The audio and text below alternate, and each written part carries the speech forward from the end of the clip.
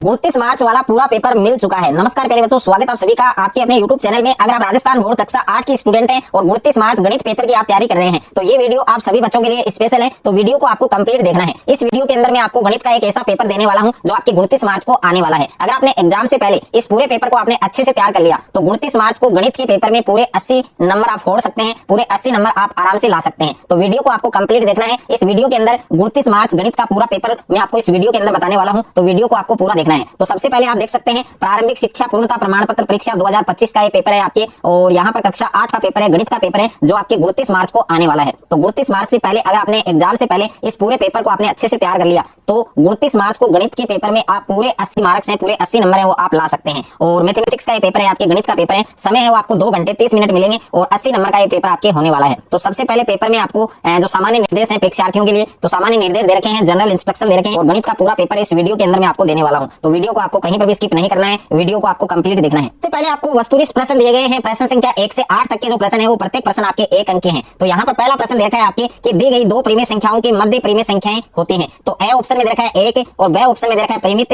और स ऑप्शन में दे रखा है अपरिमित और द ऑप्शन में दे रखा है कोई नहीं। तो इस प्रश्न का सही उत्तर आपके ऑप्शन नंबर स होगा। यानी दो परिमेय संख्याओं के मध्य जो परिमेय संख्याएं होती हैं वो अपरिमित रूप से अनेक होती हैं। तो इसमें स ऑप्शन आपका सही होगा। उसके बाद में सेकंड प्रश्न दे रखा है, दूसरा प्रश्न है आपके कि निम्नलिखित में से एक चर की रैखिक समीकरण है। तो ए ऑप्शन में दे रखा है x + y = 5 और ब ऑप्शन में दे रखा है 3x = 5 + 2y और स ऑप्शन में x + 3 = 4 और द ऑप्शन में दे रखा है 6y = x। तो इस प्रश्न का सही उत्तर आपके ऑप्शन नंबर स होगा। यानी एक चर की जो समीकरण है वो आपके x + 3y = 4 है। उसके बाद में तीसरा प्रश्न दे रखा है आपके, तीसरा प्रश्न आप देख सकते हैं कि एक समबाहुभुज का नाम बताइए जिसमें 6 भुजाएं हों। तो ए ऑप्शन में दे रखा है त्रिभुज, ब ऑप्शन में है चतुर्भुज और स ऑप्शन में है षटभुज और द ऑप्शन में है पंचभुज। तो उस बहुभुज का नाम क्या होगा जिसमें 6 भुजाएं हों? तो इस प्रश्न का सही उत्तर आपके ऑप्शन नंबर स होगा, यानी षटभुज। उसके बाद में नेक्स्ट है आपके प्रश्न संख्या 4 आपको दे रखा है कि पाइथागोरस संख्याओं का समूह। तो पाइथागोरस संख्याओं का समूह आपको बताना है। तो ए ऑप्शन में दे रखा है m m² - 1 m² + 1 और ब ऑप्शन में है 2m m + 1 का होल स्क्वायर m - 1 का होल स्क्वायर और स ऑप्शन में है 2m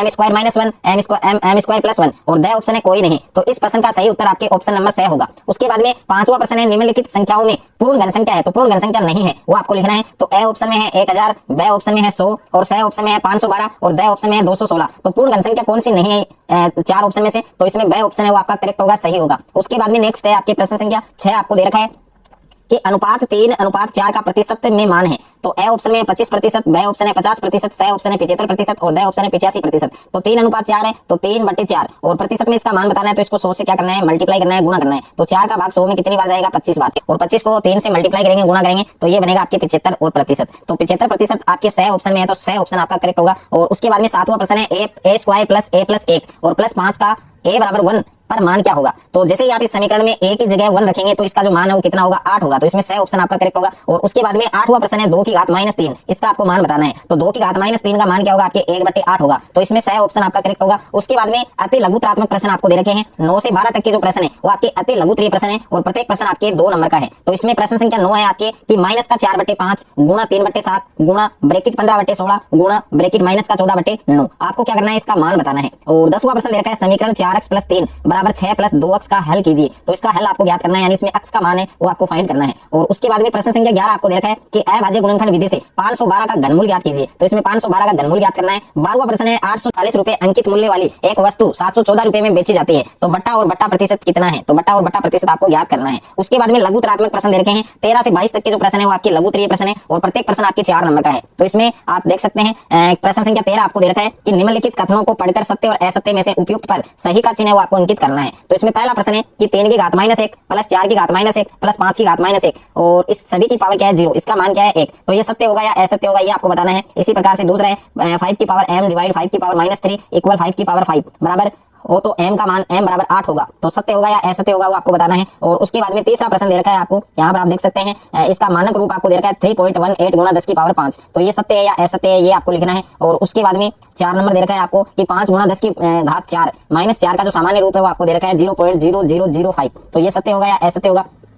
प्रश्न संख्या 14 है, रिक्त स्थानों की पूर्ति कीजिए। तो इसमें पहला है कि एक वर्गाकार पारक है, उसका परिमाप होता है, तो वर्ग का परिमाप होता है 4 गुना भुजा, तो इसमें 4 गुना भुजा लिखना है। दूसरा है 1 मीटर क्यूब सेंटीमीटर क्यूब के बराबर होता है, तो 1000 10,000 या फिर यहाँ पर जो संख्या लिख रखी है उसके बराबर होगा। उसके बाद में तीसरा प्रश्न दे रखा है आपको कि घन का पृष्ठीय क्षेत्रफल 600 सेमी स्क्वायर है, तो घन की भुजा क्या होगी वो आपको ज्ञात करनी है। तो 10 सेमी होगी या 20 सेमी होगी, तो इसमें 10 सेंटीमीटर आपका सही उत्तर होगा। और 4 नंबर है किसी समचतुर्भुज के विकर्ण 7.5 सेमी और 12 सेमी है, तो इसका क्षेत्रफल क्या होगा 30 सेंटीमीटर स्क्वायर या 45 सेंटीमीटर स्क्वायर, तो ये आपको इसका एरिया है वो ज्ञात करना होगा। और उसके बाद में 15वां प्रश्न है कि खंड ए का खंड ब से आपको मिलान करना है, तो इसमें आपको मिलान करना है, सुमेलित करना है। 16वां प्रश्न दे रखा है एक निर्माता कंपनी को विभिन्न वर्षों में की गई बिक्री निम्न आलेख के द्वारा दर्शाई गई है, तो ये आलेख आप देख सकते हैं। और इसमें आप 4 प्रश्न पूछे गए हैं। पहला प्रश्न 2021 में बिक्री कितनी थी, और दूसरा प्रश्न है सबसे अधिक बिक्री किस वर्ष हुई, और तीसरा प्रश्न है वर्ष 2019 व 2022 की बिक्रियों का अंतर कितना था, और 4 नंबर प्रश्न है किन 2 वर्षों में बिक्री एक समान रही। उसके बाद में पहले बच्चों खंड ब है आपके 17 से 22 और प्रत्येक प्रश्न 4 नंबर का है आपके, तो ये भी आप देख सकते हैं। प्रश्न संख्या 17 है आपके कि एक वर्गाकार क्षेत्र का क्षेत्रफल 2304 सेंटीमीटर स्क्वायर है, तो इस वर्गाकार क्षेत्र की भुजा ज्ञात कीजिए। और 18वां प्रश्न है एक स्कूटर 42,000 रुपए में खरीदा गया, 8% वार्षिक दर से इसके मूल्य का अवमूल्यन हो गया, तो 1 वर्ष बाद स्कूटर का मूल्य है वो आपको ज्ञात करना है।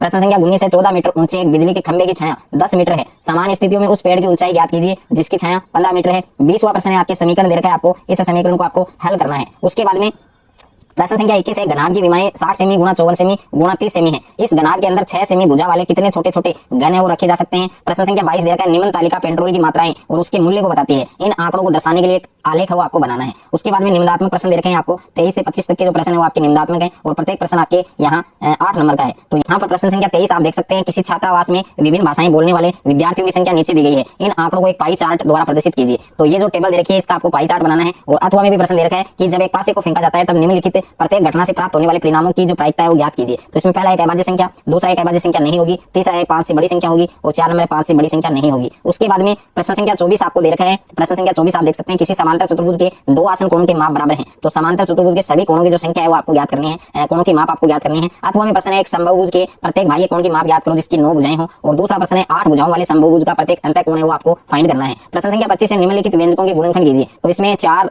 समीकरण दे रखे हैं इनके आपको गुणनखंड करने हैं, और अगर आप अथवा वाला करना चाहें तो इसमें भी आपको गुणनखंड ज्ञात करने हैं। तो इन दोनों में से कोई भी आप एक प्रश्न है वो हल कर सकते हैं। तो ये पूरा पेपर आपको तैयार करना है। अगर आपने एग्जाम से पहले पूरा पेपर तैयार कर लिया तो 29 मार्च को गणित के पेपर में पूरे 80 मार्क्स हैं वो आप छोड़ सकते हैं, पूरे 80 नंबर है वो आप आराम से ला सकते हैं। अगर आपको ये वीडियो अच्छा लगे तो वीडियो को आप ज्यादा से ज्यादा शेयर करें, ज्यादा से ज्यादा वीडियो को लाइक करें, और चैनल पर आप नए हैं तो चैनल को आप सब्सक्राइब कर लीजिए।